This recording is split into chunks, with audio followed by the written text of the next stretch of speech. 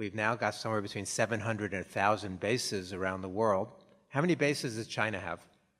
Our big foe. Does anybody know how many bases China has? Actually, they have one small one now. So, but we don't even know how many. We know that we've got 6,000 military installations, bases in the United States, but between 700 and 1,000 abroad. We've got these carrier strike groups. We've got at least 11 potentially carrier strike groups, which are more powerful than the bases. Our footprint is everywhere at this point. Our defense spending, our military spending is everywhere. So first of all, we can't play that role anymore.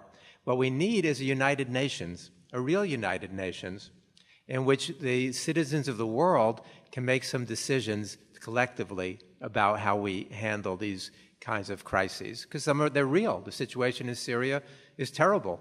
What the Islamic extremists are doing in Mali is terrible. You know, we understand that. But the United States can't play that role anymore.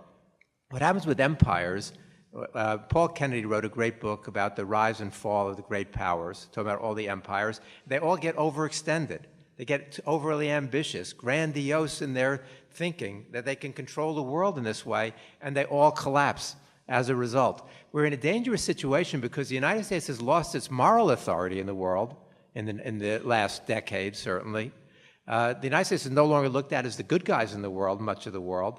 But the United States is declining economically in relative terms, but militarily we're still invincible. So what's going to happen if you've got an empire that's got the strength to destroy the world and without the moral or the economic wherewithal to play that role as well? So that, to me, creates some dangerous possibilities. I take my students to Hiroshima and Nagasaki every year, and your students should join us because it's open to everybody. And there was one plaque in the Atomic Bomb Museum in Hiroshima that I kept copying down every year to make sure I remembered it. And it said that by the mid-1980s, the world had developed the equivalent of 1.47 million Hiroshima bombs. What kind of insane species are we? 1.47 million Hiroshima bombs. How many times over do we have to be able to wipe out everybody on the planet before we're satisfied? And the danger is if we think we are justified in doing all these things because we're the United States, as Madeleine Albright said when she was Secretary of State under Clinton, she said, if we use force, it's because we're the United States of America. We're the indispensable nation. We stand taller and see farther than other countries. And we hear that same rhetoric from Hillary Clinton, and recently Barack Obama said the same thing again, that we're the indispensable nation. Okay, we're using drones, and that's good because we're the good guys, right? So we can get those bad Al-Qaeda people. But that technology is not that sophisticated.